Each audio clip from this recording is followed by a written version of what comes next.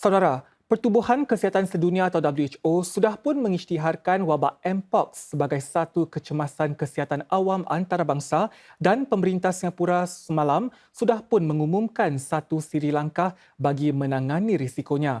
Sejauh manakah masyarakat perlu cemas atau panik tentang perkembangan Mpox ini? Apakah langkah-langkah yang perlu diambil masyarakat Muslim jika keluar negara mengerjakan umrah misalnya?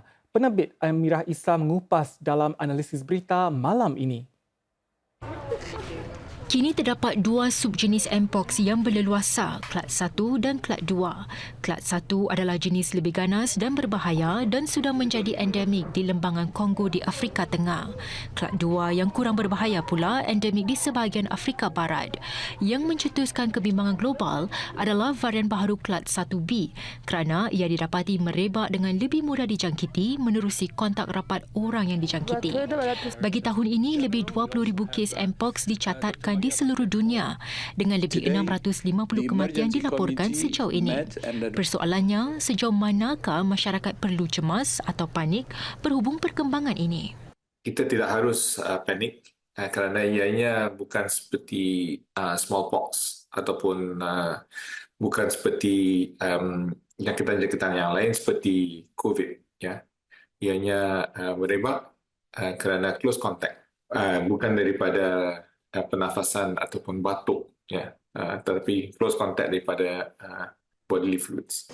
Namun Dr. Hishamuddin menekankan ini masih merupakan suatu kebimbangan kesihatan. Strain Mpox baru Clade 1B adalah membimbangkan kerana potensi penularan yang meningkat. Individu dengan sistem imun yang lemah, wanita hamil dan kanak-kanak kecil berisiko tinggi mendapat penyakit yang serius jika dijangkiti. Antara gejala jangkitan Mpox adalah ruam dan lepu pada kulit, di samping demam, sakit otot, lemah badan dan bengkak pada nodus limfa. Setakat tahun ini, terdapat 14 kes Mpox di Singapura dengan kesemuanya adalah jangkitan Clade 2 yang kurang serius. Sungguh pun demikian, Dr. Hishamuddin berpendapat ada kemungkinan besar Singapura akan mencatatkan kes jangkitan Clade 1 pada masa akan datang. Oleh kerana negara Singapura adalah hub transportasi global di mana berjuta-juta orang dari seluruh dunia datang kemari, memang kita jangkakan pastinya ada kes Mpox Clade 1B akan datang ke Singapura pada suatu masa yang akan datang. Ya. Kita sudah membuat temperature scanning di airport ataupun dan lapangan terbang. Kita sudah membuat memberitahu para doktor untuk memastikan siapa yang fulfill the clinical case definition untuk diantar ke National Centre for Infectious Disease, ya, di Tan Tock Seng Hospital untuk dirawati.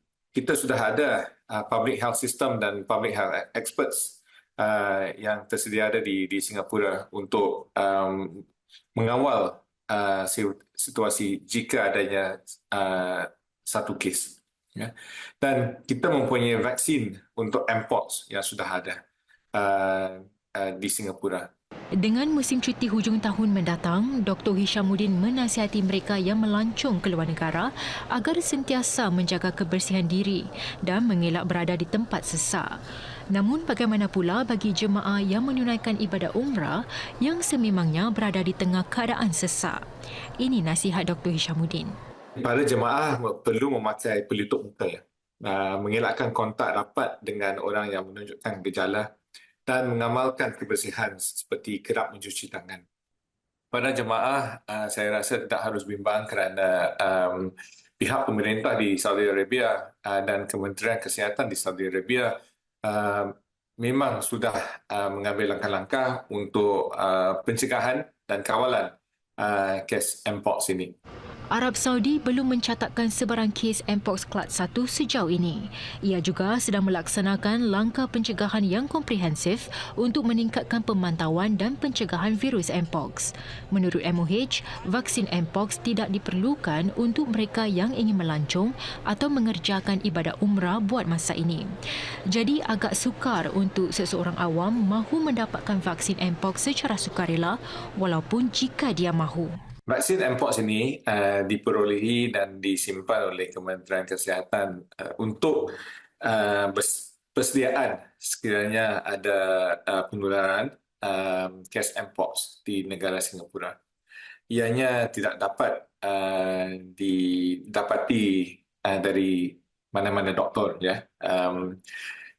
Walaupun vaksinasi ini sedia ada, para individu tidak digalakkan mendapat vaksinasi buat masa kini kerana ianya sepatutnya diberikan kepada orang-orang yang berisiko tinggi. Dan orang-orang yang berisiko tinggi di Singapura adalah medical frontliners seperti doktor, nurses, right? Para individu yang secara yang adalah close contact kepada kes-kes tersebut. Ditanya berapa lama mungkin wabak Mpox ini akan berpanjangan, Dr. Hishamuddin berkata ia bergantung kepada secepat mana langkah vaksinasi dijalankan di Afrika. Suntikan vaksin Mpox dijadual mula dijalankan di pusat wabak Mpox di Republik Demokratik Kongo hari ini.